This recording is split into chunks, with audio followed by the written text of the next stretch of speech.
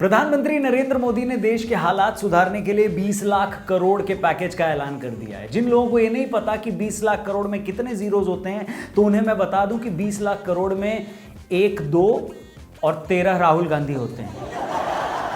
एक सेकंड, इसमें हंसने वाली क्या बात है? बेशक आर्यभट्ट ने जीरो को इन्वेंट किया है, मगर राहुल बाबा ने तो उसे री इन्वेंट किया है। यकीन नहीं आता तो उनकी पार्टी से ही पूछ लो। आगे बढ़ो।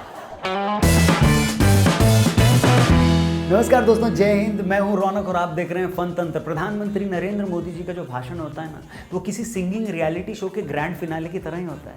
आपको हर वक्त ये लगता है कि होस्ट अब विनर अनाउंस करेगा, अब वो उसका नाम बताएगा, लेकिन ना, मोदी जी का भाषण चेस करने वाले धोनी की तरह होते हैं। आपको लगता है कि धोनी अभी चौका छक्का मार के मैच जिता देगा, मगर वो सिंगल ले लेकर मैच को लास्ट ओवर तक लेकर जाता है।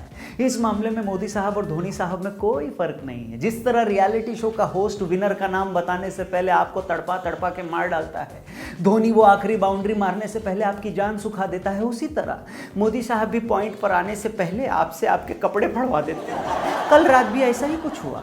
मोदी जी आए तो थे ये बताने कि 17 मई के बाद लॉकडाउन का क्या होगा, मगर जिस स्पीड से वो आगे बढ़ रहे थे, ऐसा लग रहा था कि उनका भाषण खत्म होने तक 18 मई ना आ जाए। मैं भी मनी मन सोच रहा था कि मोदी जी इतना बिल्डअप ले रहे हो आप, अगर स्टोरी में कोई ट्विस्ट नहीं आया ना, और आपने अगर कोई बढ़िया घोषणा नहीं की ना, तो माँ कसम टिकटॉक पर लहंगे में डांस करने वाले किसी लड़के का वीडियो देखकर मैं अपनी जान दे दूंगा। और आप टिकटॉकियों की दहशत देखिए। मैंने अभी मन में टिकटॉक का वीडियो देखने की धमकी दी ही थी कि मोदी जी सीधा पॉइंट पर आए और बोले, मित्रों मैं देश के लिए 20 लाख करोड़ का पैकेज अनाउंस करता हूँ। भाई साहब, 20 लाख करोड़ रुपया सुनकर तो मेरी अलमारी में रखे टेडी बियर की भी आंख से धुआं निकल गया। मैंने आंख बोला है, धुआं कहीं और। खैर, रसोई में बर्तन के टोकरे में रखा मेरा खाली कुकर भी सीटियां मारने लगा। ये सुनकर मेरा सोफा भी चूं चूं करने लगा। 20 लाख करोड़ का पैकेज सुना है। इतने पैसे एक साथ सुनकर इमरान खान अपने घर के टीवी के नीचे अपना कुर्ता खोलकर बैठ गए। उन्हें लगा 20 लाख बोलते बोलते मोदी जी की जबान अगर फिसल गई तो हो सकता है 1 आध करोड़ गिरकर मेरे कुर्ते पे आ गिरे। सच में कैसे कुर्ते आदमी हो। एक सेकंड, मैंने कुर्ते ही बोला, ठीक है, कुर्ते।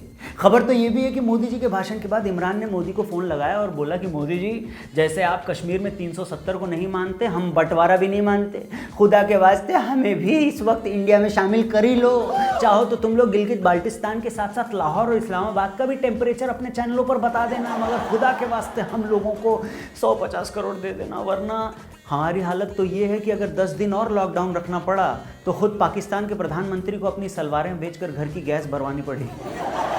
खैर, ये तो हुई मजाक की बात, पर सच ये है कि अगर वाकई 20 लाख करोड़ रुपए की मदद लोगों तक पहुंचती है तो सच में कमाल की बात हो जाएगी। हमारी जीडीपी का 10%, मतलब जापान और अमेरिका के बाद अपनी जीडीपी का 10% खर्च करने वाले हम दुनिया के शायद चौथे या 5वें देश बने हैं। मगर इस बात पर भी कुछ लोगों को चैन नहीं है।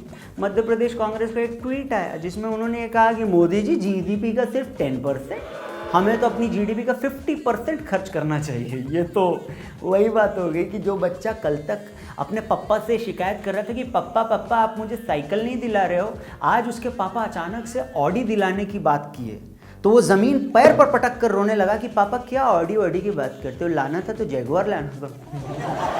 वही कुछ नेता जो कल तक इस बात का रोना रो रहे थे कि सरकार आर्थिक पैकेज का ऐलान क्यों नहीं करती, वो अब ये कहने लगे कि सरकार इतना पैसा लाएगी कहाँ से, पैसे क्या पेड़ पे उगते हैं क्या रे बाबा। सच में यार, ये वही लोग हैं जिनके लिए अगर मोदी जी किसी दिन बोल देना कि भाई साहब आप तो बड़े ही भले आदमी हैं, तो यही लोग पलट कर कहेंगे ज़्यादा बकवास नहीं करो, हमें नहीं पता क्या, हम 1 नंबर के घटिया लोग हैं, हमें भले कैसे बोल दिया आपने। एक बात और नोट किया आपने, मोदी जी ने भाषण में जिस तरह बार बार आत्मनिर्भर होने की बात कही थी, बार बार लोकल शब्द पर वो जोर दे रहे थे, बहुत से लोगों को ये लगा कि वो इनडायरेक्टली चीन की मम्मी दीदी कर रहे हैं। ऐसा बोलकर वो यही कहना चाह रहे थे कि भाई लोगों, अगर इस चमगादड़ भक्षी और सुअर गोश्त प्रेमी चीन को सबक सिखाना है, अगर अगली दिवाली अपने देश में बनी लड़ियां लगानी है और अपनी लड़ियां लगाकर चीन की लंका लगानी है, तो हमें अपने ही देश में चीज़ें बनानी हैं। मोदी जी जितनी बार लोकल बोल रहे थे, देश की जनता को उसमें CKMKB सुनाई दे रहा था। वैसे मेरे मोहल्ले का एक नशेड़ी ये कह रहा था कि मोदी जी बार बार लोकल पर इसीलिए जोर दे रहे थे क्योंकि उन्हें भी ये पता है कि अंग्रेज़ी पीना हर किसी के बस की बात नहीं है। इसलिए वो इशारों इशारों में कह रहे थे कि देसी पियो, लोकल से उनका मतलब देसी दारू से था। देखो मोदी जी हम नशेड़ियों का कितना ख्याल रखते हैं। हाँ सही बोला उस नशेड़ी ने, अग्री करता हूँ मैं उसके बाद से कि मोदी जी नशेड़ियों का तो ख्याल रखते हैं। तभी तो उन्होंने इस बार की स्पीच में बालकनी में आकर थाली या ताली बजाने जैसा कोई टास्क नहीं दिया, क्योंकि उन्हें पता था ठेके खुलने के बाद आधे से ज़्यादा देश टुन्न पड़ा हुआ है। ऐसा ना हो कि उनमें से कोई थाली और ताली बजाने बालकनी में आए और थाली की जगह खुद का ही बाजा बजा जाए, दिया जलाने की बजाय खुद की बत्ती बुझा जाए। इसलिए उन्होंने कुछ बोला ही नहीं। चलिए अब आपको चलते चलते कुछ पंक्तियों के साथ छोड़े जाता हूँ। ये लाइनें अगर आपको पसंद आएँ तो आपको पता है ना, इसका स्क्रीनशॉट लेके इंस्टा पे टैग करने का। कुछ अच्छा लगा तो मैं उसको शेयर भी मारेगा अपनी स्टोरीज पे। अर्ज किया है कि मैं फट से पॉइंट पे आता हूँ प्रिय, तुम बातें बड़ी घुमाती हो और 8 बजे मिलना मित्रों ये कहकर मुझे डराती हो।